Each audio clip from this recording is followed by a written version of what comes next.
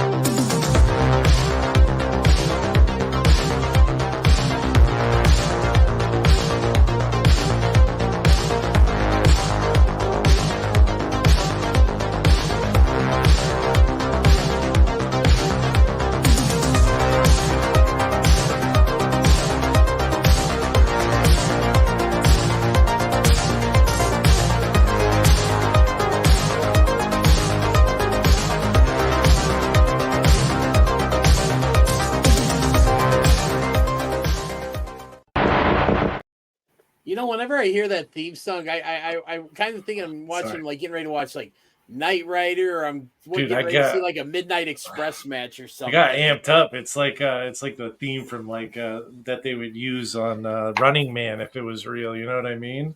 Oh God, I love Running Man. One of my favorite Arnold movies. Yeah, Sub-Zero now Plane Zero. And guess who's never seen that one? Oh yeah, it's you would hate it. You would absolutely hate it. And that's a shame because it's a fun. Oh, it's great. It's the funniest thing about it is Arnold has only one-liners in that movie, and all of them are terrible. They're all terrible. Like none of them are any good. None of them are memorable, but they're all ridiculous. But you know who?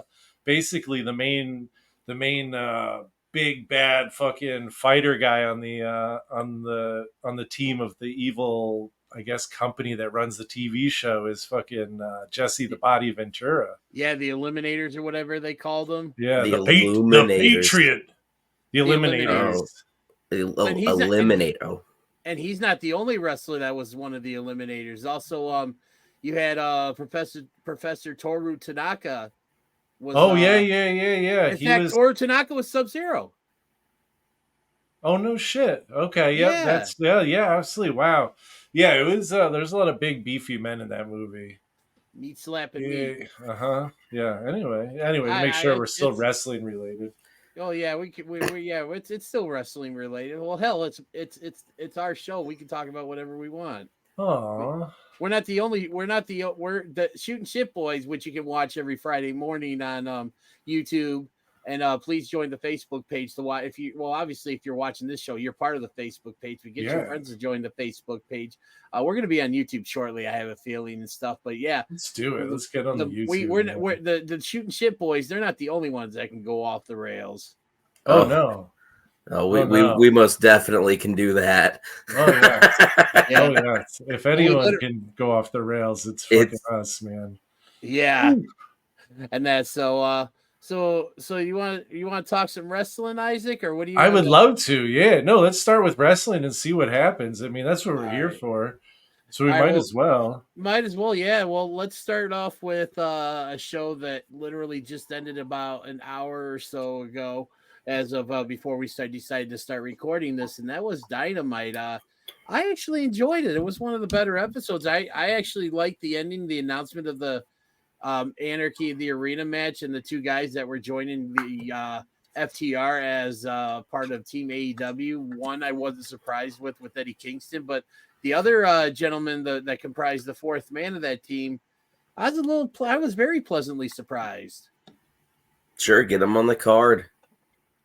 and that. So I mean, it's going to be interesting to see this, man. I love these. I love this Anarchy at the Arena. The last couple times they've done it, man, I thought I've really enjoyed it. They go all over. You can see everything, and who knows, what we're gonna. Oh see. man, oh Which young buck is the one with the shorter hair?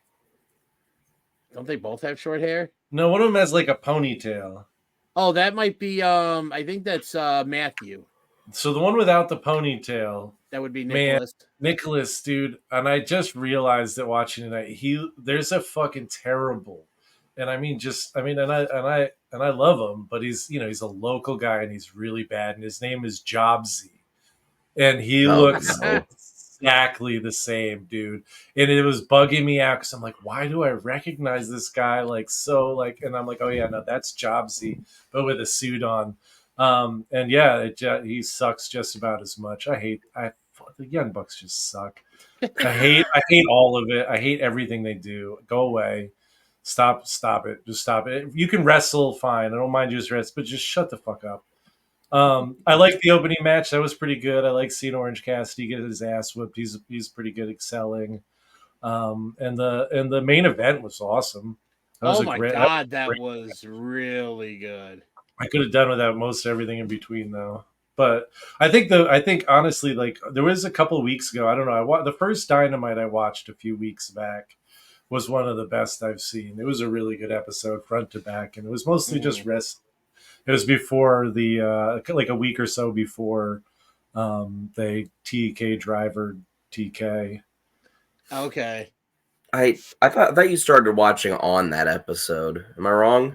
Yeah, I watched I think a week before. Okay. Or 2 weeks before. And yeah, those were good. I mean, it was good. They're like and the wrestling's generally good, but I mean, I don't this storyline falls flat for me.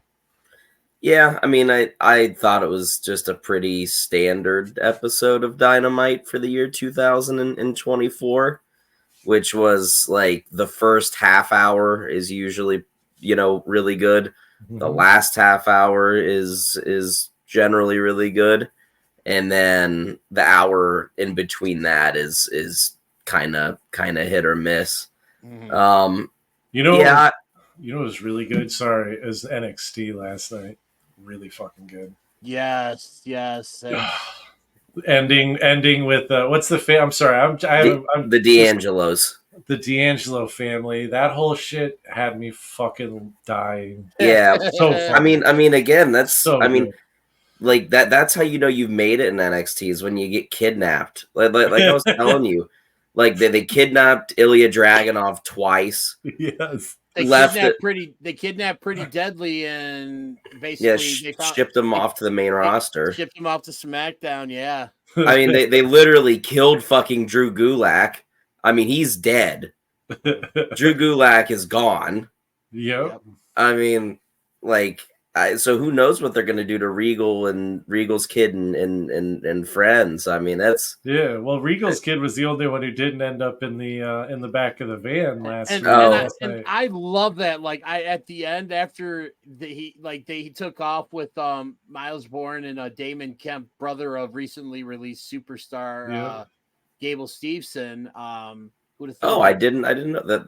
That's Gable Stevenson's brother, huh? Yeah. Who'd have thought that the Damon Kemp, the one that didn't go to the Olympics, would be the one still with WWE? Yeah.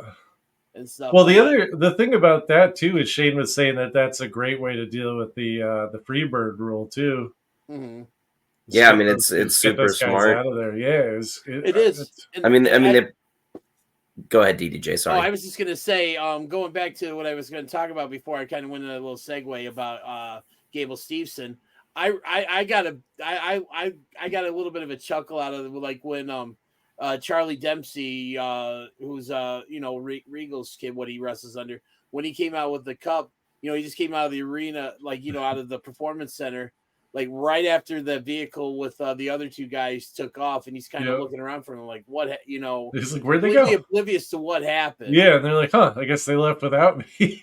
Yeah, something like that. Yeah, no, that was really good. Yeah, no, it's been a really fun show, honestly. I've just started watching it like last week, but this one Mhm. was great again too. It- And that it- new yeah. tag team that debuted on NXT last week, and then they were in the match with the Fast Count in the whole D'Angelo Yeah. thing. Those guys look great. I think they're Yeah. gonna. They seem to be getting ready to push those guys pretty hard. Shane, what were you going to say earlier before I cut you off? I don't know.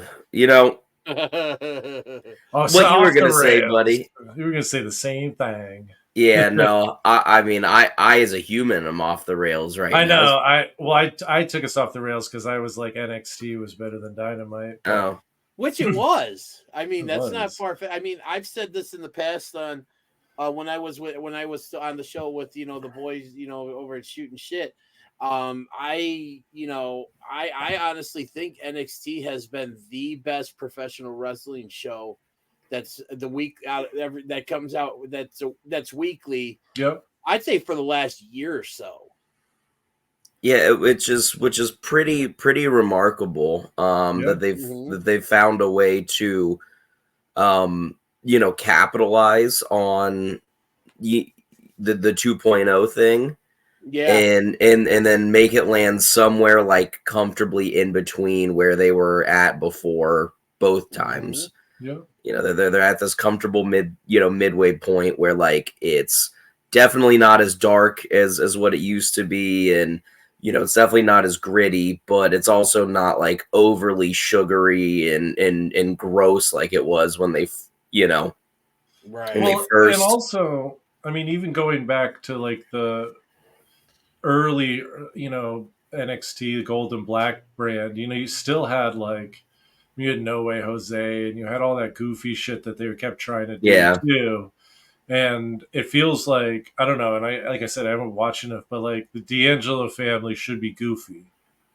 And it's not coming across necessarily No, as goofy. they're It's coming not. across as like it feels almost like, and I know you're going to hate this comparison, but like the way Lucha Underground created that little world they were in, and it didn't matter kind of how ridiculous something was, it just sort of worked because they just like rolled with it, and it was like across the board. Sure. And yeah, I don't know, it makes sense, and I think that helps because everything feels like it's part of the same show, whereas like there were like the early Golden Black brand, you had like these matches and these segments that were just incredible, and then other ones where you're like, why are you wasting our time? And it wasn't until later, and especially the takeover, where they got into like the 5-match cards where you were like, okay, there's not much wasted on it, but it took them a while to get there, and it's nice to Sure. see that they're not really wasting much time, and they're also using that time to really build talent and give them that in-ring work they need, and you can see it being effective because they got fucking Oba. Yeah, and one of the things that I really liked about NXT was how much of a focus they put on that the who was going to be in the qualifying matches for the beginning the process of crowning the new NXT Women's North American Champion. Like I really like that. Oh, the combine stuff. Yeah. That stuff was great. It was. I was talking to Isaac about it live. I think that they did maybe the most kayfabe thing that's ever happened. Mm-hmm. And that's that they made running the ropes like a noticed skill, right? Like in one of the segments, it was, whoever, I can't remember who it was who did the best, but she ran the ropes, and like this is like a valuable skill that like needs to be learned, and like somebody can be better at it than somebody else. This is like an athletic competition, like jumping at the highest and jumping the farthest and stuff. It was really funny because I work at a school where we work with athletes, and they do physical testing with these kids, and I watch the physical testing, and I'm like, oh my god. Our kids would just like our 15-year-olds would wipe the floor with this. Like if this is like the actual real testing that they go through, which we know it's not, but it's still like, it was great. It was a good segment, but it was also pretty funny because I'm like, God damn, like this is what they're doing. They're being like, how far can you throw a medicine ball and how high can you jump? But it also, like, for someone who may be new to the product or something, it served as I thought as a really good educational piece Yes. because it explained the importance of why is it important to learn to run the ropes properly. Why is it important to have for these these women to jump high and throw something. It just like how No, they they're- explained it, and then they interlaced it with like like footage of like the things that they were talking about, and just so you can kind of see for yourself. Yeah. No, they were educating the audience, which is great. No, It very much felt like something out of like you would see if you watched like the NFL draft combine stuff. Yep. No, I think the production work across the board since Dunn left has been incredible. I love all this the stuff they've been doing. Yes, I love it. The Yeah, long takes. It's definitely improved. Yes. I don't get nauseous watching anymore with 8 million cuts a second. Oh God, hated that. Yep. No, it's good. All of it feels good. But yeah.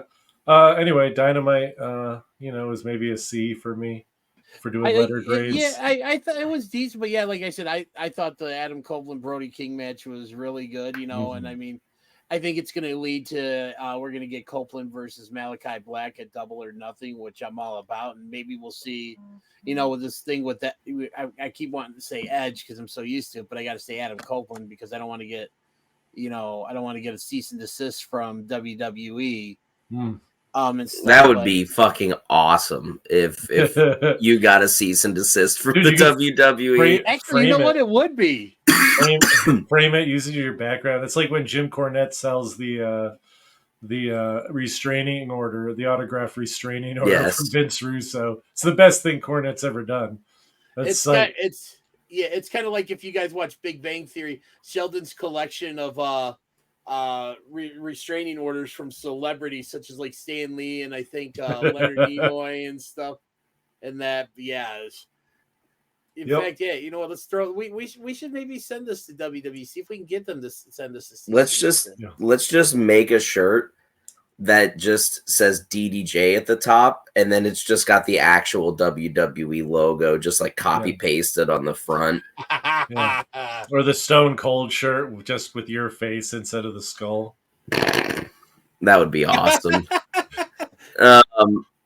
So, one more thing on Dynamite.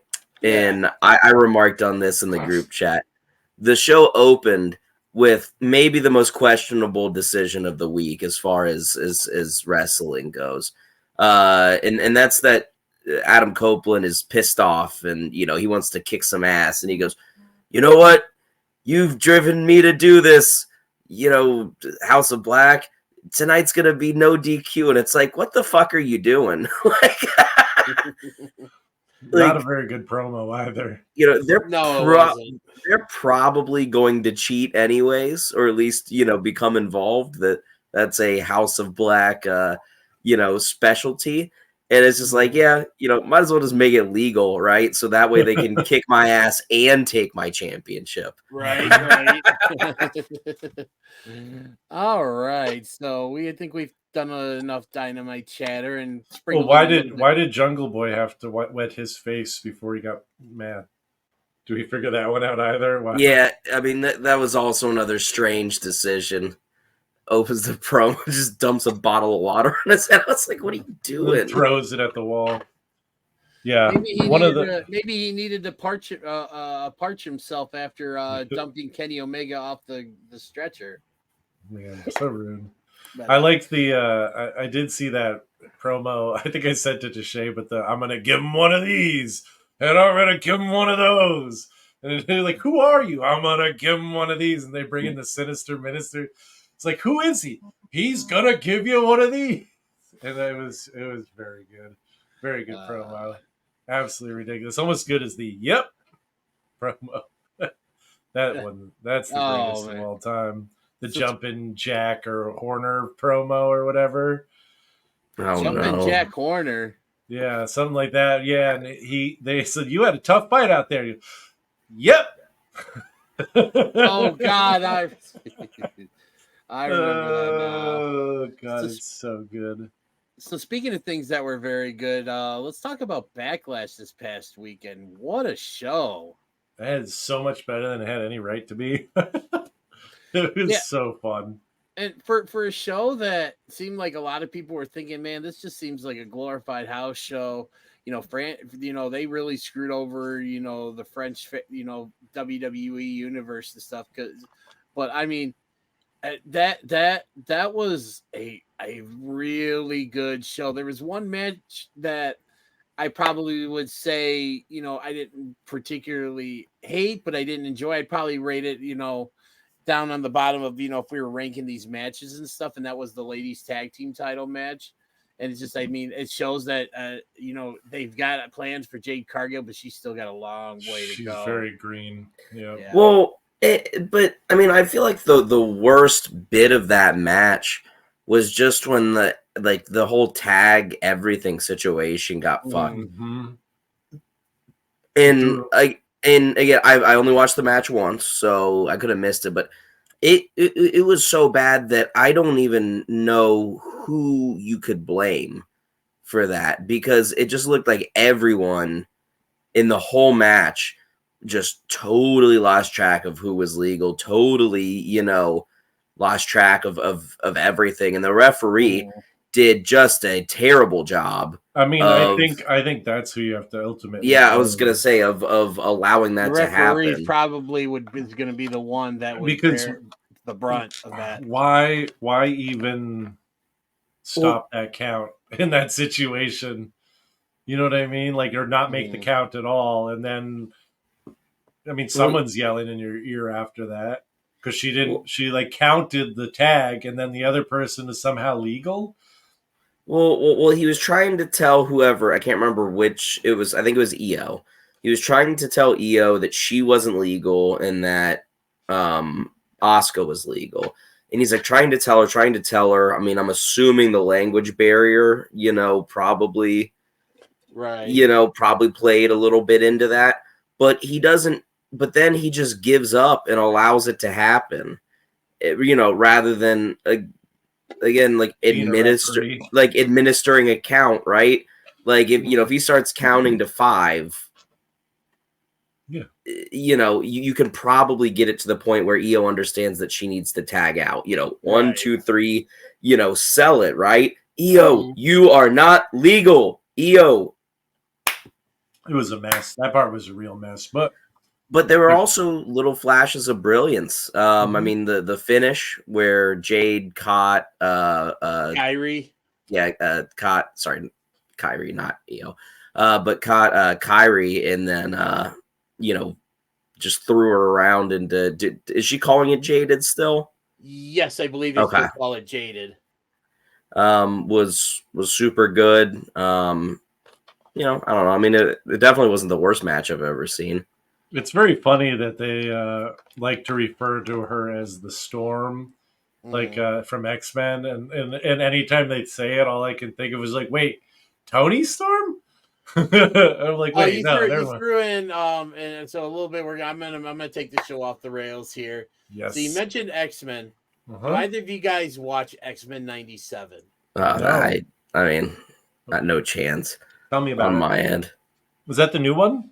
Yeah, that's the new cartoon, right? Yeah, that's on Disney Plus. They just aired. It's the penultimate episode. Next week's the season 1 finale. Oh my God! Anybody out there, if you've got Disney Plus and you have not started watching X-Men '97, go out and set a couple of hours aside. Go through all 9 episodes that are currently on to get ready for the finale next week, because my God, that is just probably the best out of all the stuff Disney Plus has released since its inception, which was about, I want to say 4 or 5 years ago. And I'm talking all the Marvel stuff, all the, the Disney exclusive stuff.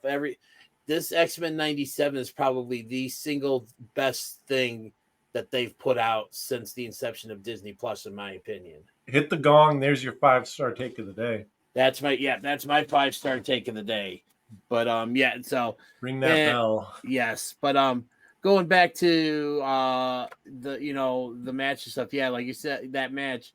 in addition to what Shane said about the finish with Jade hit, the way how she got hit jaded on Kyrie, then he followed it up with Bianca Belair doing the KOD on Asuka, and basically causing her to land on top of Kyrie, and then Jade getting the pin. I like that, but yeah, it was good.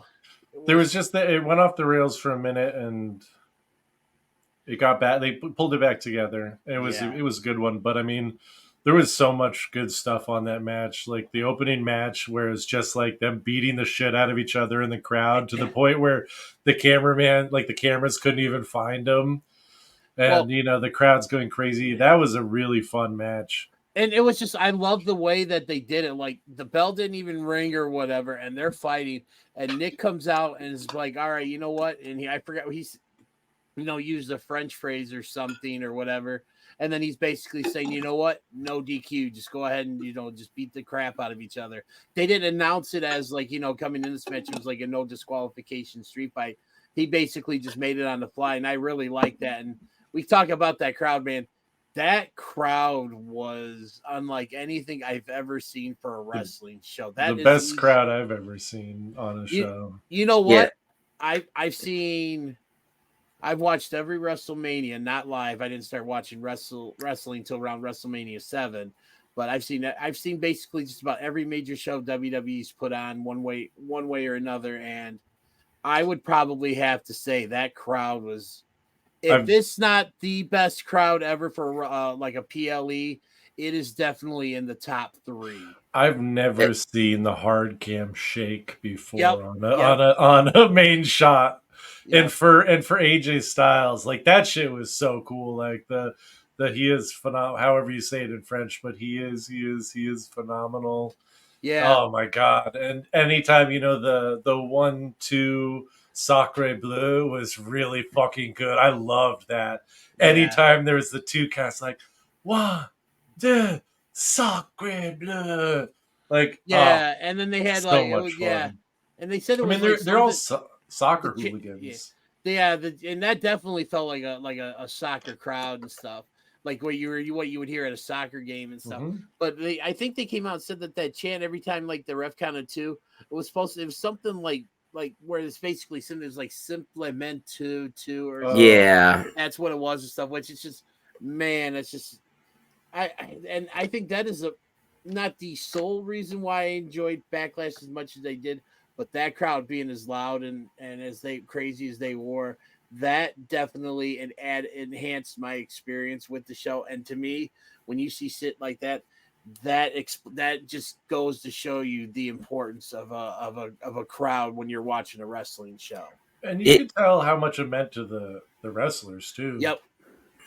Yeah, I mean, it was like you two said, something like I've never heard, and honestly, something like I hope I never hear again, because by the end of the show, it was honestly grating to me, and like I don't blame them. I don't hold it like at all. But just as a viewer from my home, I love it. By the end of it, I was just like, please, like somebody. It kept the energy so high. Somebody needs to go pee. Like go get a beer. I'm sure they have the French version of the nuclear nachos that you get from the big. I was just happy to see. I mean, like Naomi got like her pop was insane. Like they loved her there. Oh yeah, no, I mean it was incredible, and like they loved AJ. They sang Randy Orton's theme. Yes, that was fucking awesome. And then even Cody's. Well, Cody did. They do that. But that was. But they took a whole fucking verse from Cody's song though. Yeah, I mean all on their own. It was awesome. They just kept going. Yeah, that was Randy Orton's theme. Like that was. I couldn't believe that's the first time I'd ever heard that. That is me live singing Randall Orton's theme. Shout out Rev Theory. That's the biggest concert they've ever performed. I guess you need to move to France. Those are your people, Shane. Absolutely not. I mean, maybe, I don't know. France might be cool. I've never been there. Yeah, they do have a gigantic metal fest called Hellfest that always looks pretty cool. Takes place in an open field. It's like 6 days long. I'd like to go over to France sometime and get their take on French fries. Well, they're not from France; they're Belgian, man. French fries are Belgian. Well, you know what? I don't care if French, Belgian, American, whatever. As long as they, as long as they taste like the French fries here, I'm good. Yeah, they don't. It's hard to find good French fries in France. Go to France. I would like one order of American fries, please. You can go to McDo. You can hit McDo. They got them. McDo. Le Big Mac. Le French fry. Le I Pommes was gonna say one more. Say Le McNugget. Oh, Le McNugget. Yeah, there you go. Yeah, you got to put a little stank on that one. Yeah. Oh my God. But yeah, the opening match from Backlash was super fun, super good.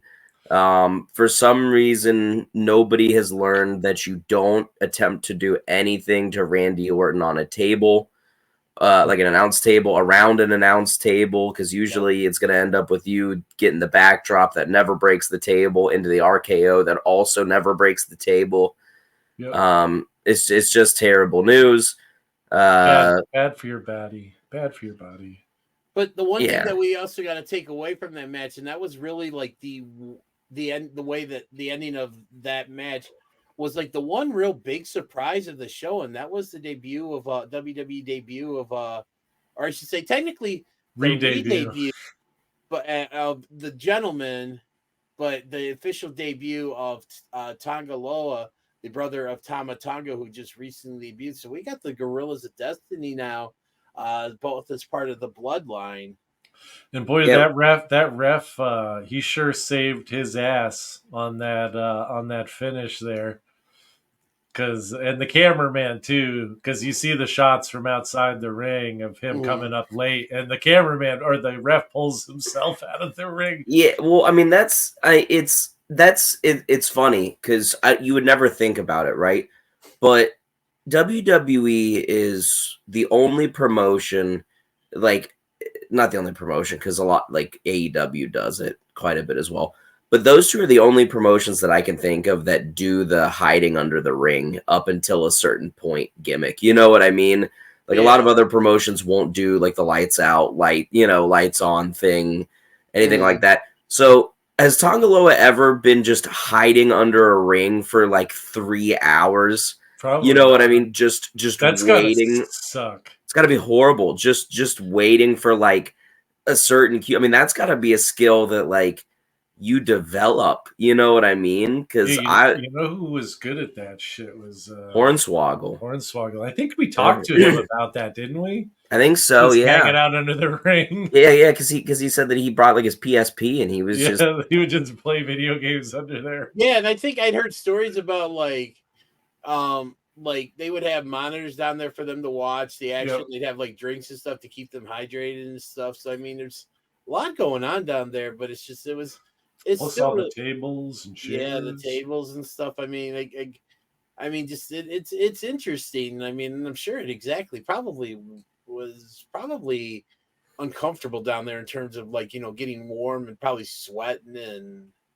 I mean, it's got to be horrible. Again, you just. I mean, because you have to think, right? Like doors, especially, for a show like that, I would be willing to bet we're probably an hour and a half to 2 hours before. Well, and the pre-show. Sometimes they sneak in as ring crew when they're doing work, though, and a couple like when they're changing mats and stuff. Oh, maybe okay. So they'll come in dressed as and so you don't really notice, and then they sneak under there sometimes. But even still, you're under there for a while. But yeah, either way, no fun at all. Right. I don't want to be under there. I'm surprised Taker spent as much time under the rings as he did. That motherfucker didn't have an option. He's a big boy. Yeah. You can't sneak him anyway. No. Imagine what that had to have been like for him at WrestleMania. Yeah. And stuff. So is there anything else? Oh, sorry. Go ahead, Shane. Oh, I was just gonna say, I mean, it's got to be so loud under there too. Yeah, you hear everything. And there's a microphone under there too, so you can't like fart too loud or anything. Wait, what was that rumble in? Imagine, yeah, that you like you're under there and you're like, all right, only 2.5 hours to go, and then you start getting that rumble. You're like, oh man, I'm gonna shit my pants under here. I mean, at that point, you would just shit under the ring, right? Gotta Like be. that's what you would. I mean, Oh. you would have to down with the trowel, just shit on the floor. I mean, Get I'd hate to swifty. be, I wouldn't want to have to clean. I'd hate to be the person to have to clean that shit up. Yeah, the ring boy for that one would be Yeah. better. Give him a good tip. But yeah, like, so overall backlash is good. So I thought Cody versus AJ was what it needed to be. You know, it was Cody's first title defense. You know, the three-way, the triple threat women's title match was really good, and I mean, Really good. and just seeing Bailey and Naomi hit the 3D on Tiffany Stratton, who, by the way, Tiffany Stratton within the next year is going to be wearing gold. I'm calling it now. She's great, dude. She She's got it. She has got it. Yeah. well, that's not shocking coming from Hey, you, buddy. Listen, man. She could. I didn't say she could get it. I said she's got it. Okay, there's a difference there. Yeah, no. Overall, I really liked it and stuff. I mean, and, the Priest and Uso match was really good too. yes, it was. You know, and I mean, I'm not a huge Damian Priest fan. I mean, I do like that they call him bisexual Undertaker, but he's just not. He doesn't really do it for me. I was hoping to see Jay pick up a win, honestly, and take the belt, but if it hadn't been for the fact that Priest had just won the title at Mania and used his briefcase to cash in, it could have easily been, because you want to talk about someone who's really, you know, stepped up his game and really made the most of the opportunity he's given. That's Jey Uso. I mean, since the split from the Bloodline, I mean, he really, I mean, he's gone out there, and I mean, you see the video of him, like when he's doing his, you know, the entrance, and he's doing his, you know, and it's like, man. Yeah, and it's just like this to everybody with it was just such a cool just effect and stuff.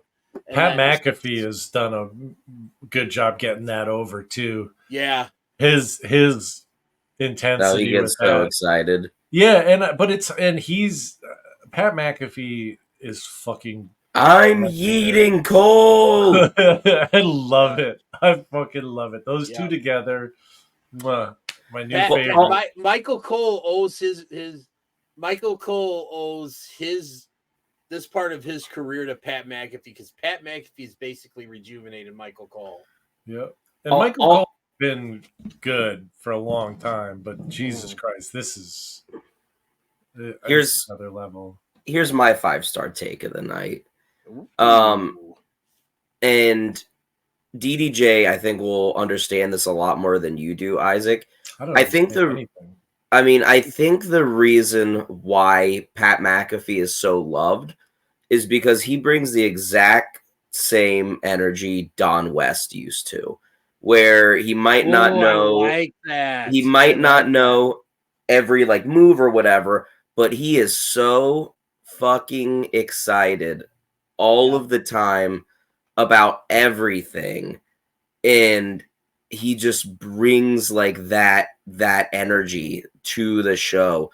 And then you have Cole, who's playing Mike Tenay, right? Who's kind of the more analytical, kind of straight shooter. Well, wrangles him in a lot, right? But then every once in a while, Cole pops off too. My favorite on-running thing is them just shitting on JD and Dom. Every human Funko Pop. Yeah. Human Funko Pop, dude. Oh my god. That made me actually cry laughing. Oh my god. But somebody said that that JD McDonough and Ludwig Kaiser have each other's heads and they're on the wrong bodies. Oh my god. It's like, yeah, somehow they got their heads mixed up.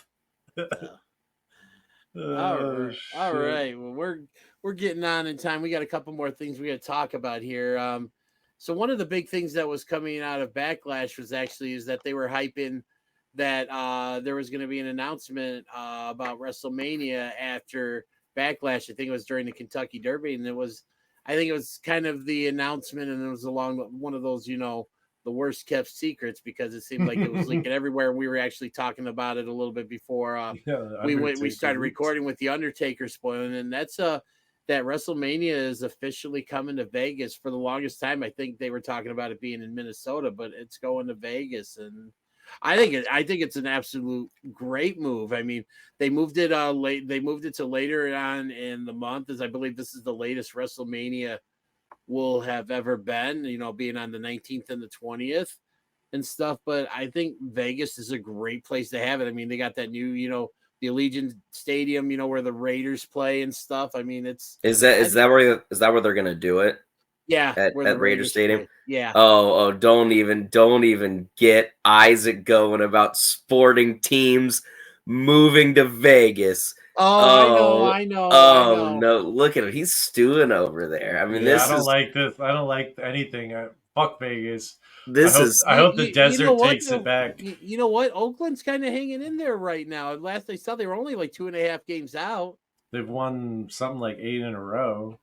I'm telling you, it's Major League. Yeah, it's Major League. It's real life Major League. Except for there's not going to be a happy ending, unfortunately. Oh, there is for the residents of Las Vegas, Nevada, man.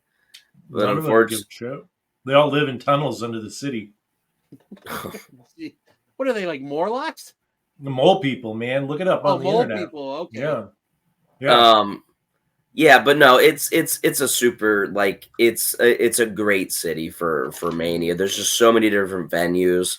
All of like the smaller indie promotions that are gonna run shows are gonna have a blast. It's gonna be probably pretty easy, probably way easier than most other cities to actually get from show to show too.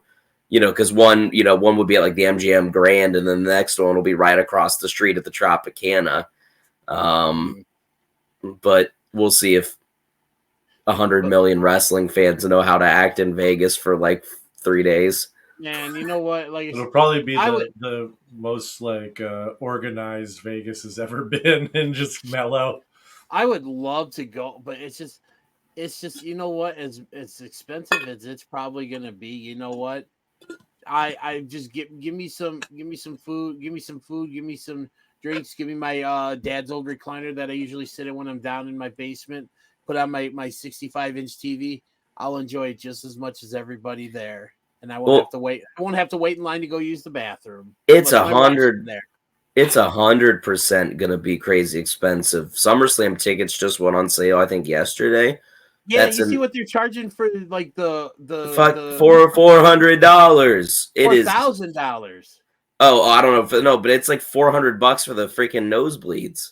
See, that's one of the things. Like, I want to go to these shows, but it's getting to the point where they're pricing them. They're pricing themselves out of the common fan, or the blue collar fan being able to go to the show. I mean, like I said, and I've spent my fair share of money over the years on wrestling stuff and all that and everything, but it's just like the experience. But it's just getting to a point where it's just like every show, it's getting to the point where it's like, as much as I love wrestling and I want to support and stuff, I'm just as content doing it from home, where I don't have to pay $400 for a nosebleed seat. I don't have to pay $50 to park my car. I don't have to pay $20 for a beer and $15 for nachos or something, Well, I mean, again, the food and drink price to me is neither here nor there, right? Like you are absolutely allowed to charge whatever you would like, especially for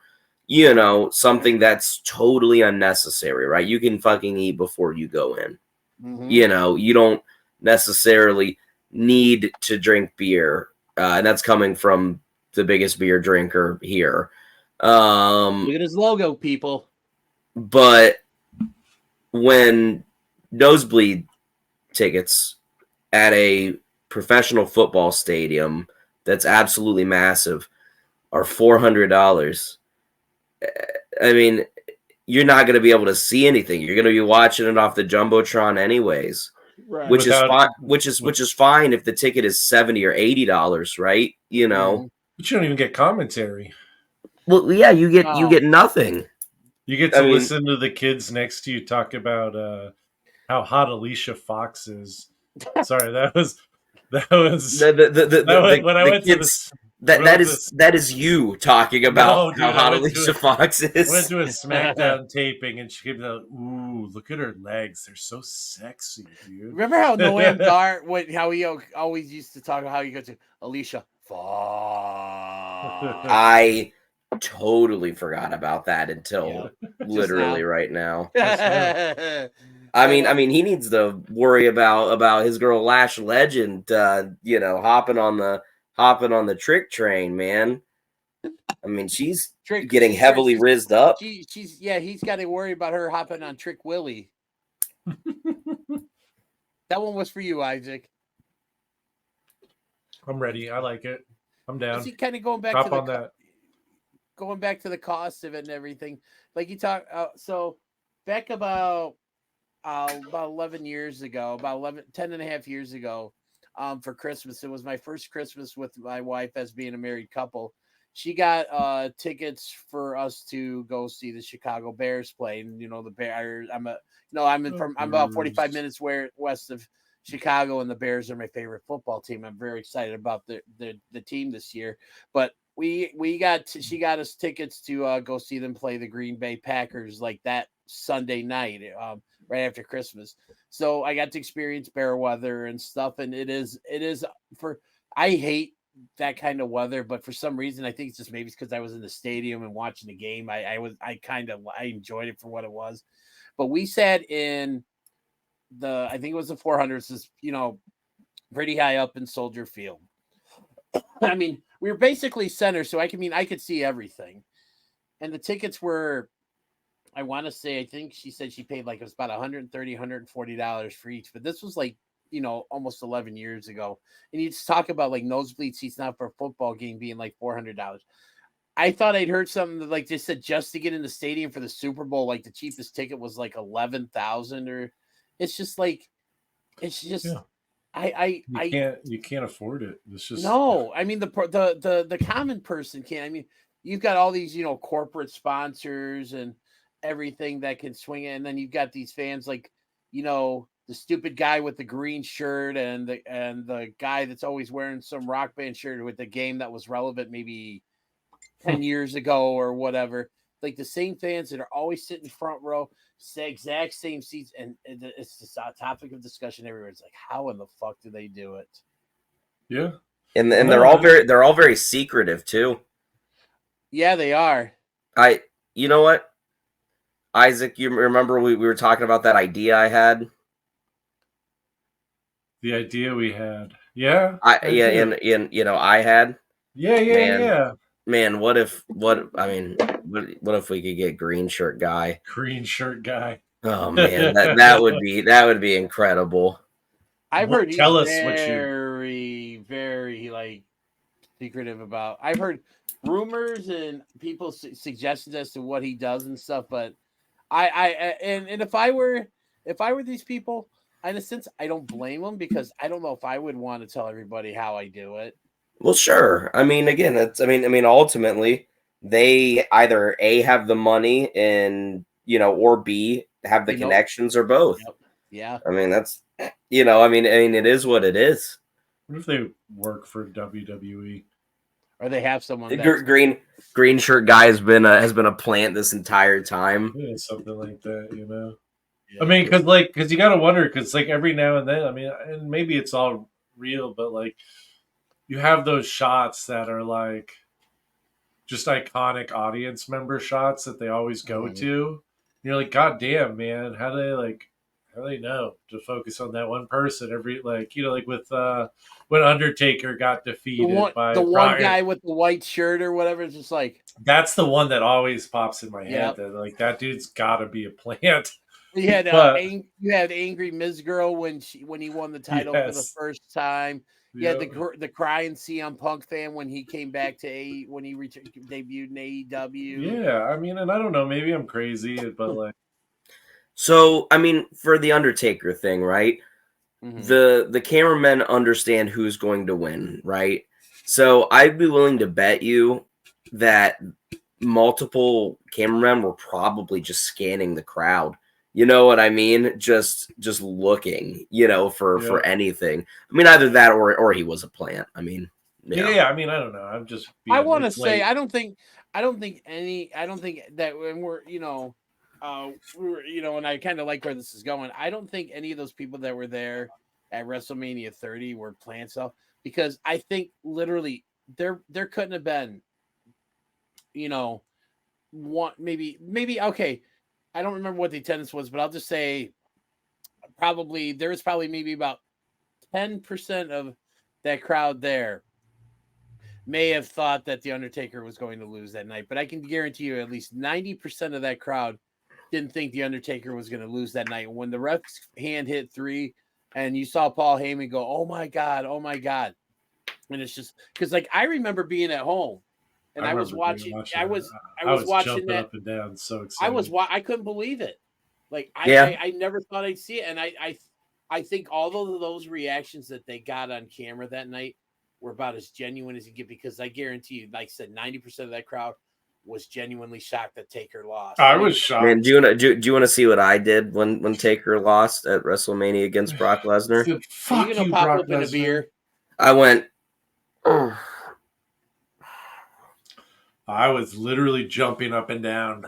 I'm sure you were, man. I'm Brock Mark. I've always been a Brock Mark ever since the beginning, dude. So when you get jacked like Obafemi, so you're gonna take Obafemi's physique. I think that you should take something from Brock as well. I'll get the tattoo.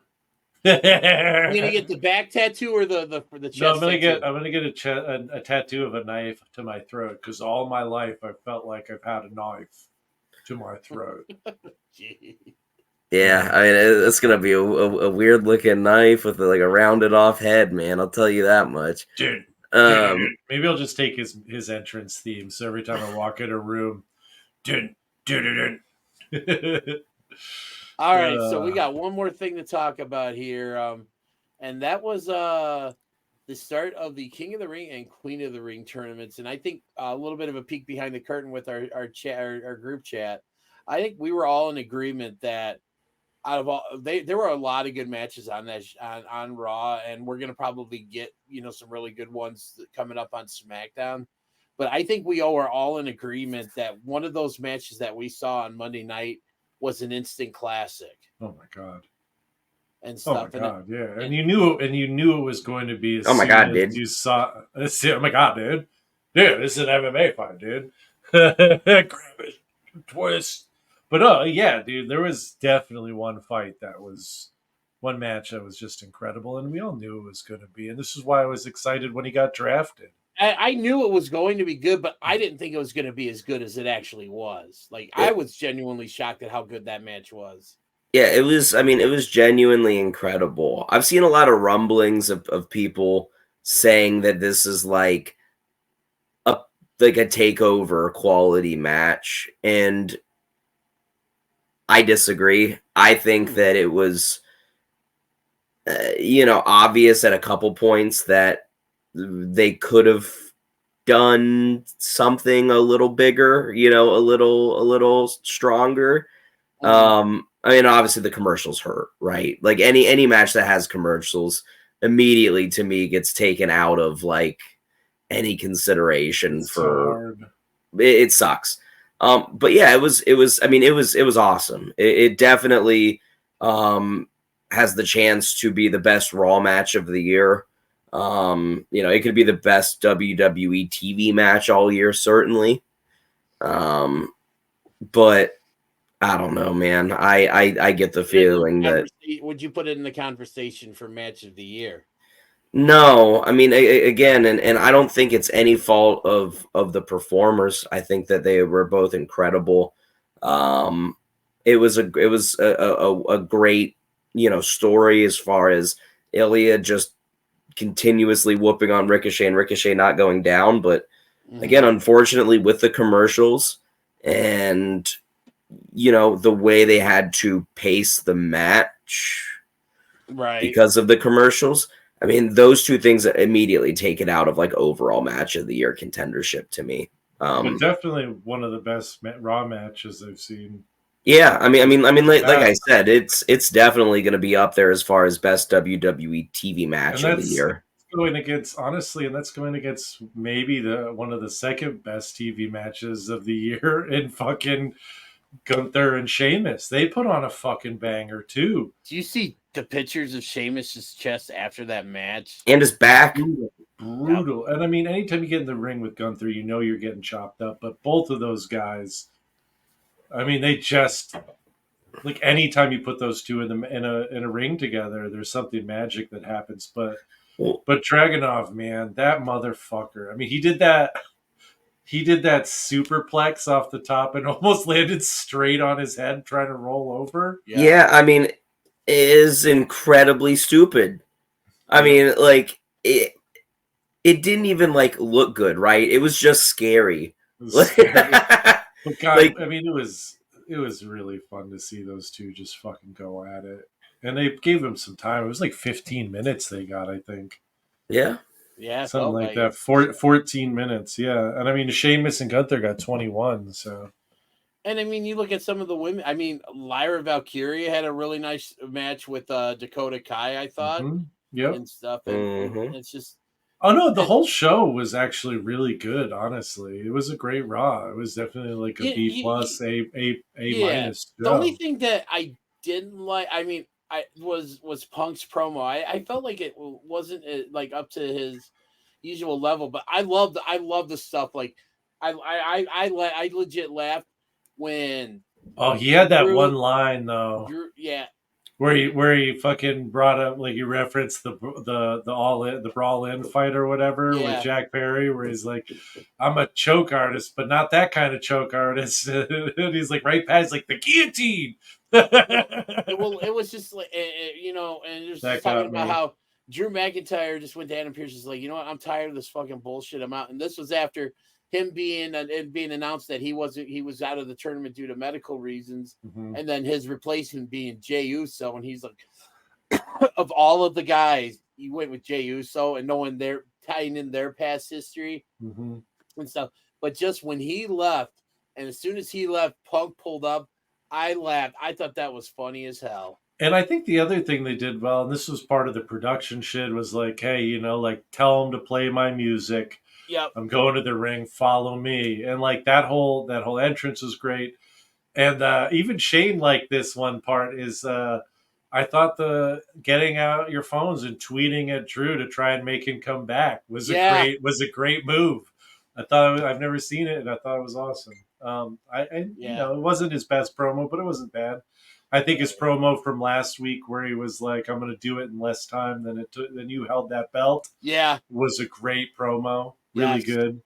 And, you know, I don't know. I like CM Punk. I'm a fan. So I can't wait for Punk and McIntyre to finally get in the ring. It's going to be great. It's going to be really fucking good. And they had better put Drew over. Yeah. Oh, no, they have to. They absolutely have to, because... But they're not going to. You know what? I don't know necessarily. I don't necessarily agree. I could definitely see Drew going over in this. I hope I just don't think there's a chance, man. I think that Triple H understands just how much money CM Punk is making him, and how much more money CM Punk is going to make him with, you know, a big win. You know what I mean? Momentum. But you know what, though? At the same time, think about how great Drew has been since this heel turn.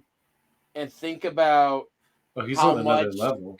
Well, he's on another, but think about what him getting the win over CM Punk would do. It would make him even that much more. I think it's the right choice. I just don't think it's the choice that's going to be made. Honestly, I think 75-25. I think 75% chance Drew wins. Like, even if it's a two out of three kind of situation where they have, like, you know, two big matches and a big blow off, I think Drew comes out on top. Like, otherwise, what's the point of bringing Punk back if it's not to help these guys? Right. I see where you're coming from, Shane, but I'm with Isaac on this, since I just feel like to me there's more of an upside for Drew And going over than Punk going And I'm a over. huge Punk fan, you know this, but I also think it does him no good to win. I mean, I agree with you guys. Yeah. That's the thing. I hope you're wrong. Yeah, that's what I'm saying. Yeah, I mean, you're wrong too. Yeah, no, I mean, I absolutely hope I'm wrong because if I'm not wrong, then I'm right about CM Punk, and that's that he is a shill of his former self. He's hanging out with management. He's buddies with Adam Pearce. He is not Punk, and he needs to just be CM. He's the voice of the voiceless, bro. All right. Well, yeah, King of the Ring. But before we do that, the King of the Ring has been really nice to see what they've done with this tournament so far. Yeah, both of them. I really feel like it, and for the first time in maybe since like 1997, it's felt important. It's been a long time since it actually felt really important, and it's starting to feel like that again. Well, to me, the last like really good King was King Booker. King Booker was dope. Yeah. So King Barrett was pretty good too. I mean, they obviously just used they just really used that win for a gimmick, right? Like I'm not saying that it was like a great use of the King of the Ring, but he was definitely memorable, you know what I mean? And like it like the win did elevate him, unlike Xavier Woods. Yeah. Better than King Viscera or whatever. King Mabel. Mabel, yeah. Oof. But I have a question. It's like a little something that we do. Okay, hold on a second before let's so for all of you know, we did this last weekend. We're taking it a step further, so it's time for Picks or It Didn't Happen with Isaac. Hey, that's me. That's me. It's you. So I've got a guest this week. And it's hey Bailey. Who? Ha! You gotta pick with that girl. Well, you know what? Like you said, Picks or It Didn't Happen.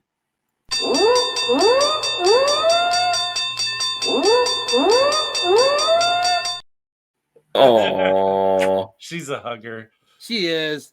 Oh, Bailey, she's the best. That's awesome. I'm glad I finally got one. Yes. I was excited when you mentioned her name because I'm like, yes, I'm going to get him this time. I was hoping.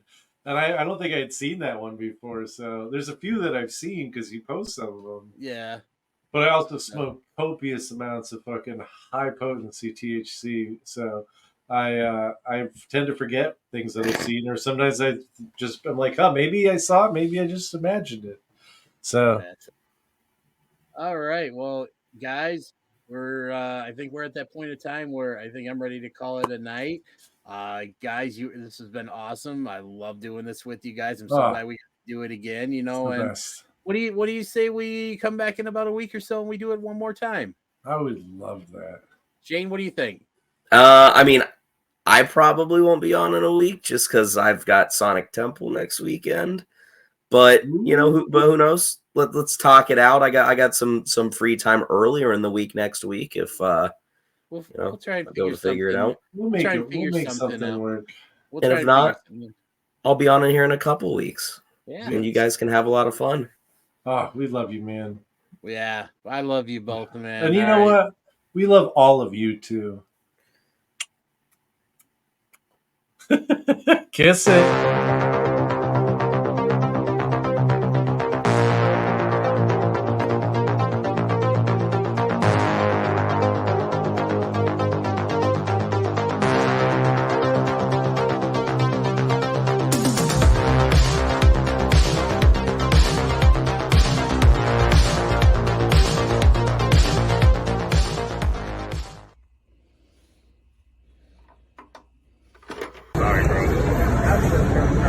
Legends of the Ring Sting, man. This is a great figure, old school figure. Looks great. It's Sting!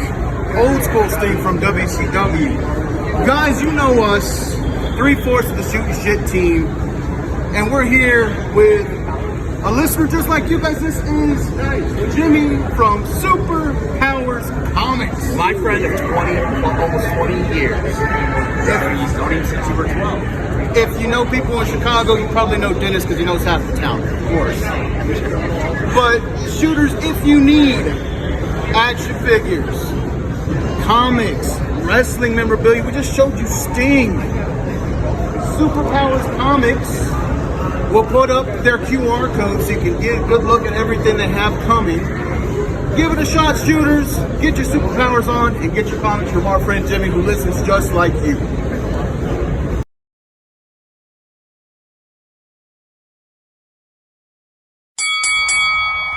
Attention wrestling fans and fans of Shootin' Shit podcasts. You can now be one of the cool kids by going to ProWrestlingTees.com and buy the official Shootin' Shit t-shirt. Buy it now and be there at ringside. Be sure to check us out on YouTube at www.youtube.com/@SHOOTINGSHT. Find us on Facebook at www.facebook.com/groups/SHOOTINSHT. Check us out on TikTok at SHOOTINSHIT. And you can buy your official Shootin' Shit shirt at www.ProWrestlingTees.com/SHOOTINSHT. And thanks for watching.